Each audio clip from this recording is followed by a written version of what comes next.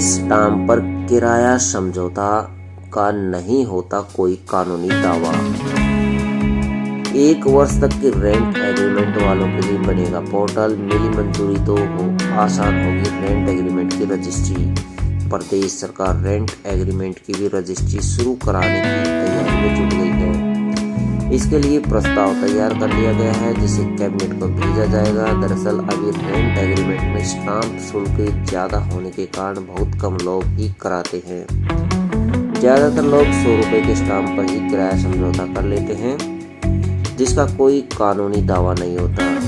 Stamp व पंजीयन विभाग के आंकड़ों के मुताबिक प्रदेश में 1 साल में महज 86,000 रेंट एग्रीमेंट हुए हैं, जबकि घर से लेकर दुकान व ऑफिस किराए पर देने वालों की संख्या लाखों में होगी। स्टाम्प शुल्क के नियम सरल और कम करने के प्रस्ताव के साथ ही 1 वर्ष के एग्रीमेंट वालों के लिए अलग से पोर्टल बनेगा। पोर्टल पर एक नया फॉर्मेट होगा जिसे डाउनलोड कर प्रिंट निकाला जा सकेगा। इस फॉर्मेट को स्टाम्प पर चिपकाने से इसे कानूनी रूप मिल जाएगा।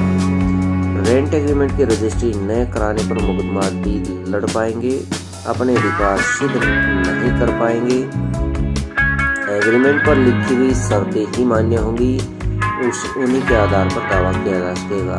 मौजूदा रेंट एग्रीमेंट एक्ट में प्रावधान 1 साल के रेंट एग्रीमेंट पर किराए का 2% स्टाम्प शुल्क, 5 साल के एग्रीमेंट पर 3 वर्ष के किराए का 2% शुल्क, 10 साल के एग्रीमेंट पर 4 वर्ष के किराए का 2% शुल्क, 20 साल के एग्रीमेंट पर 5 वर्ष के किराए का 2% शुल्क, 30 साल के एग्रीमेंट पर 6 वर्ष के किराए पर 2% शुल्क, 30 साल से ऊपर एग्रीमेंट पर 7% स्टाम्प शुल्क।